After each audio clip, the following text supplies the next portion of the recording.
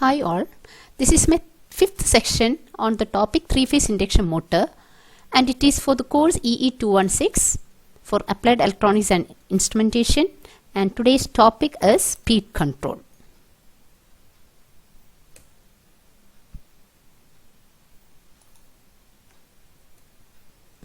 Now, you know induction motors are known as workhorse of modern industry. Extensively used in industries. For certain applications, speed control is required. Actually, speed control means intentional change in speed to a desired value. The natural change in speed from no load to full load does not come under the purview of speed control. You are already familiar with speed output characteristics. Induction machines operate with subsynchronous speed. At no load condition, it is having a speed very close to synchronous speed, and at full load condition also it is having a much close to synchronous speed. So here we can consider induction motor as almost a constant speed motor, but as I told you earlier, for certain application we need speed control. So speed control is the intentional change in speed to a desired value. Now the expression for rotor speed stands as n is equal to ns into 1 minus s, where ns is called the synchronous speed of the rotating magnetic field, and s is called the per unit slip. Expanding ns as 120f divided by p, you get the new expression for n as n is equal to 120f divided by p into 1 minus s. So speed can be controlled by varying f, by varying p, the number of poles, and by varying s. And under s you can have different controls: stator voltage control, V by F control, rotor resistance control, cascade operation, and injecting an EMF into the rotor circuit. So among these different methods, stator voltage method, V by F control, and rotor resistance method are the most commonly used one. Now, speed control can be had from the stator side by varying the applied voltage, one method, by V by F control, the second method, or by changing the number of poles. Now, speed control from the rotor side can be had by varying the rotor resistance, but it is applicable only for slip ring. Cascade operation is possible, and injecting an EMF into the rotor circuit. So, the last three are from the rotor side and the first three are from the stator side. Now let us see the first method by rotor resistance control. Now rotor external resistance can be added to the rotor circuit only in the case of slip ring induction motor. So this method is applicable only for slip ring induction motor, and you can see the diagram. The stator is fed with a 3-phase supply, and on the rotor you can see a star connected external resistance, and which is a variable one. Now the speed control is possible right from the rated speed to lower speed. So speed can be reduced. Speed control by varying the external resistance added to the rotor circuit, and as I told you, it is applicable only for slip ring induction motor. And this is the very fundamental equation for the torque developed, which is given by K as E2 squared R2 divided by R2 square plus SX2 the whole square. Here we are changing this parameter, the rotor circuit resistance. Now in terms of supply voltage, I can rewrite this equation as, instead of K I am rewriting it as K1, and instead of E2 I am considering it as V1, which is our supply voltage. So TD can be newly written as K1 S V1 squared R2 divided by R2 square plus SX2 the whole square. Now for low values of slip, this term is very small compared to this one, so that I can get torque developed is directly proportional to S and inversely proportional to R2. Now you can see two characteristics over here. This is the speed torque characteristics. The first characteristic is with the rotor resistance alone, and the second one with some external resistance. Now for the same load torque, as you can observe from this characteristic, if external resistance is added onto rotor circuit, slip increases. You can see slip increases. So if you can also look at this equation, for the same load torque, if external resistance is added onto a rotor circuit, if this is increased, this has to increase for the same torque. So what happens? Slip increases. Slip increases means speed decreases. Now look at the waveforms. Characteristics. Now decrease in speed is proportional to external resistance added But what is the drawback? More power wastage in the external resistance. So for the same torque, you can see speed has changed from N1 to N2 with external resistance Re added onto the rotor circuit. So developed torque for a particular load. So at this point, okay. Now there are advantages as well as disadvantages. The advantages mentioned are simple. You can easily add the external resistance. You can add the advantages of adding external resistance you already studied. Starting torque can be increased. Starting current can be reduced and speed can also be controlled. So the advantage is high starting torque and low starting current by adding external resistance. Now the disadvantages, because of the presence of the external rotor circuit resistance, there is some power wastage. Now you have a term called the slip power, which is the portion of the air gap power which is not converted into useful power. That means actually it is a power wastage in the rotor circuit resistance. Now because of that there is reduction in the efficiency, especially at low speed. Speed not only depends upon the rotor resistance but also depends upon the load. We can say it is double dependency. Hence accurate speed control is not possible by rotor resistance control. But still we use rotor resistance control and slip ring induction motor. Now the second method, by varying the applied voltage, you can see this is a stator which is fed with voltage, and between the source as well as the stator you can see one box which can be treated as a three-phase auto transformer. Now speed control is possible in this case also by varying applied voltage. Speed control is possible right from rated speed to lower speed, and this method can be incorporated both for squirrel cage and slip ring. Applied voltage, how can you reduce or change the applied voltage? Either you can introduce a three-phase auto transformer as shown in the diagram. Instead of this one you can have a tap changing transformer or even a saturable reactor, but the most commonly used one which we use in our laboratory is by introducing a three-phase auto transformer as shown in the diagram. Okay, it can be employed for both squirrel cage and slip ring. The figure has been shown for squirrel cage. Now the previous equation for torque developed in terms of V1, you can have for very low values of slip, you can rewrite this equation as torque developed is directly proportional to S into V1 square. So what is it? The torque developed is very much sensitive to square of the applied voltage. So for low values of slip, you can neglect this one. So for low values of slip, I can write TD is directly proportional to, not only depends upon slip, but also very much depends upon square of the applied voltage. So for the same load torque, now again I have shown the characteristics speed versus torque characteristics.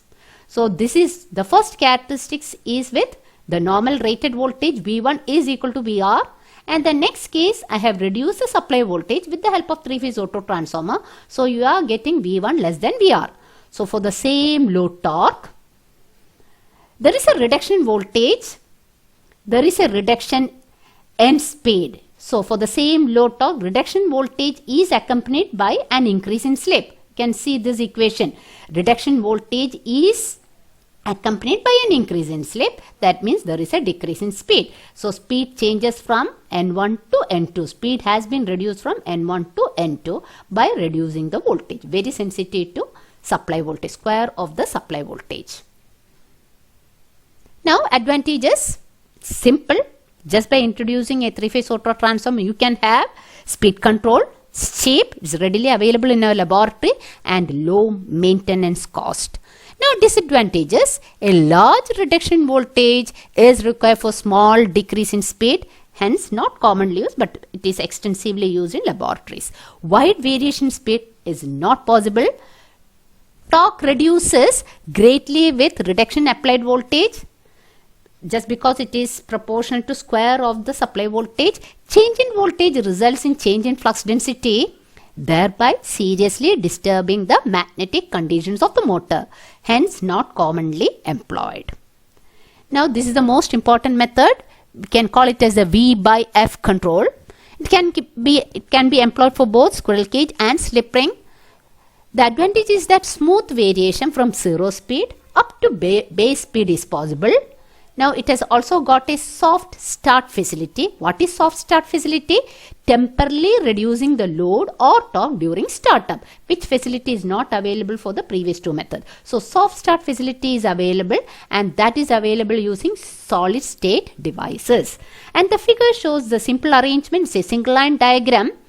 You know the supply voltage which is available in our sockets. It's constant voltage, constant frequency, three phase. If it is three phase, it is 415 volt, 50 hertz. Now with the help of a converter, I can have a variable DC, and using an inverter, I can convert this variable DC into a three phase variable voltage and variable frequency, which is fed to a three phase induction motor stator. So it's a converter inverter arrangement for obtaining variable voltage, variable frequency from constant voltage, constant frequency. Now the expression for speed, again I have considered n is equal to 120 f divided by p into 1 minus s. So you can see that speed very much depends upon frequency, and supply voltage is almost equal to the induced EMF in the stator, which is given by 4.445 f T1 kW. This is very similar to that of alternator. From this equation, I can get the expression for phi as 1 by 4.44 T1 kW1 V1 divided by f, where T1 is number of turns per phase for the stator, kW1 is the winding factor of the stator, V1 is my supply voltage on the stator, and f is the supply frequency. Thus, maintaining V1 constant and varying f, the resultant air gap flux gets affected. So, same affects the magnetic condition of the machine. So, if I want to maintain phi constant, what has to be done? V by f ratio has to be maintained. You can vary frequency as well as vary V1 and maintain V1 by f constant, so that I can maintain flux constant. Flux can be held constant by maintaining V by f constant. So that's the next method of speed control. So this represents a complete block diagram, and we call it as the static frequency conversion. So at the input you are having constant voltage, constant frequency supply, and it is fed to a three-phase bridge converter which converts AC into DC, and the output of this one is a controlled DC, and controlled DC can be obtained with the help of a phase control unit.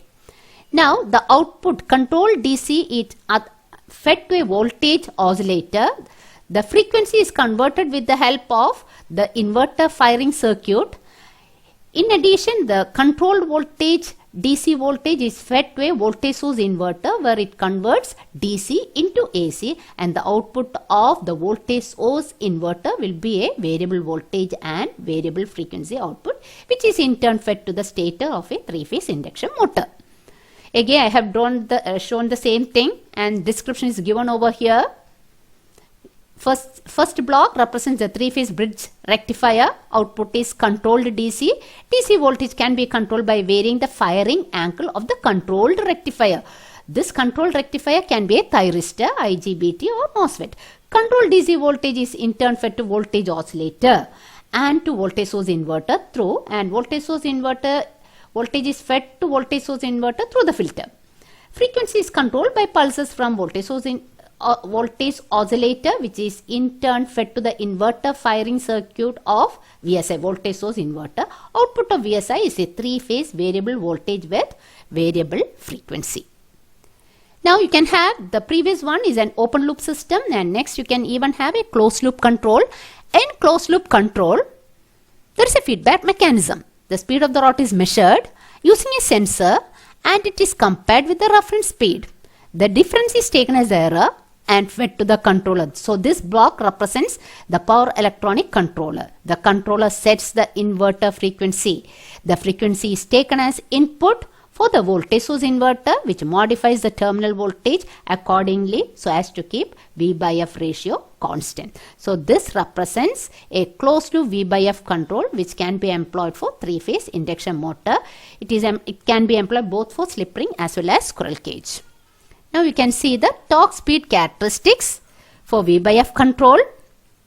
You can see this characteristics is for 0.25 F. This one is for 0.5 F, 0.75 F, and this is for the nominal frequency, supply frequency.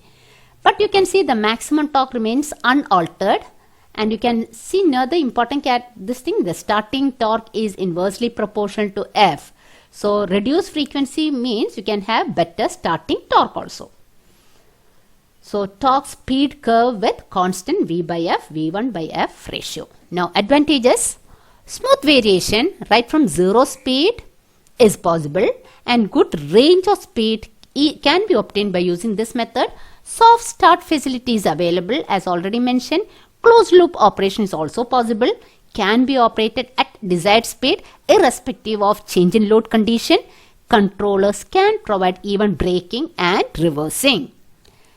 Now, a few more advantages, provides good running and transient performance, needs only a low starting current, has a wider stable operating region, voltage and frequencies reach rated values at base speed. The acceleration can be controlled by controlling the rate of change of supply frequency. Now the disadvantages, large capital outlays required, increased maintenance cost, lowering of overall efficiency, and necessity of skilled operator.